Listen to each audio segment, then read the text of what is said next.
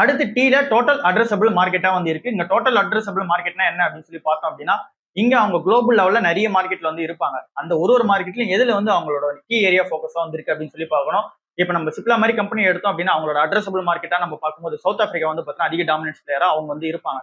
So இதுவே நம்ம யூஎஸ்ல பார்த்தோம் அப்படின்னா இங்க சன்ஃபார்மாவும் டாக்டர் ரெட்டி வந்து பார்த்தீங்கன்னா யூஎஸ்ல அதிகமான அந்த ஒரு மார்க்கெட் பிரசன்ஸ் உள்ள கம்பெனியா இருப்பாங்க. அந்த மாதிரி ஒரு ட்ரக்ஸுமே எங்க வந்து பார்த்தீங்கன்னா மார்க்கெட் அதிகமாக ஓன் பண்றாங்க அப்படின்றத தெரிஞ்சு வச்சுக்கலாம். அடுத்து யூல வந்து அன்சர்டனிட்டிஸ் அண்ட் டிலேஸா வந்து இருக்கு. ஸோ இங்க வந்து இந்த பேட்டர்ன்லாம் எப்போ கைக்கு வரும்ன்றதெல்லாம் வந்து கிளாரிட்டியா வந்து சொல்லவே முடியாது. ஏன்னா இங்க லிட்டிகேஷன்ஸ்லாம் போயிட்டு ஏன்னா இந்த கோர்ட் கேஸ்லாம் வந்து முடிஞ்சு உங்ககிட்ட எப்போ பேட்டன்ட் வரும்ன்றதெல்லாம் வந்து பார்த்தீங்கன்னா அதுக்கான டேட்ன்றதே வந்து கரெக்டா இதான் அப்படின்ற மாதிரி சொல்லிட முடியாது.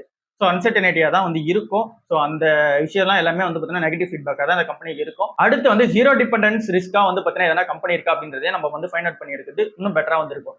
இங்க நம்ம சொன்ன மாதிரி எல்லாமே வந்து பார்த்தீங்கன்னா ஜீரோ டிபெண்டன்ஸ் கம்பெனியா வந்து இருக்கிறது இல்லை. எல்லா கம்பெனியுமே ஏதோ ஒரு விஷயத்துல டிபெண்ட் ஆகி தான் இருக்காங்க. ஏன்னா அந்த பிராண்டட் ட்ரக்ஸ் எல்லாம் வரணும். ஸோ அது வந்தால் தான் காப்பி கேட் வந்து தயாரிக்க முடியும். அந்த பிராண்டட் ட்ரக் எதனா வந்து ஏற்கனவே சக்ஸஸ்ஃபுல்லா இருக்கணும். ஸோ அதுக்கான டிமாண்ட் அதிகமா இருந்துச்சு அப்படின்னா தான் அதுக்கான ஜென்ரிக் வெர்ஷன் ஆஃப் ட்ரக்ஸ் வந்து தயாரிச்சிக்கும் போது இவங்களுக்கும் சேல்ஸ் நல்லா நடக்கும். ஸோ அந்த மாதிரி டிபெண்டன்ஸா வந்து பார்த்தீங்கன்னா எல்லா கம்பெனிஸ் இருக்கும். இதுவே நம்ம டிவிஸ் லெபரேட்டரிஸ் எடுத்தோம் அப்படின்னா அவங்களுக்கு வந்து டிபெண்டன்ஸாவே இருக்க மாட்டாங்க.